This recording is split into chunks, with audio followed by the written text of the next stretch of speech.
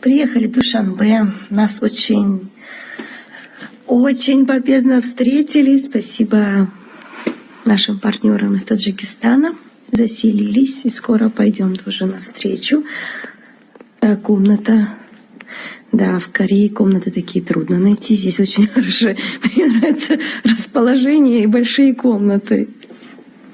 В Узбекистане, Кыргызстане, Казахстане. Смотрите, какая у нас большая комната. Так классно.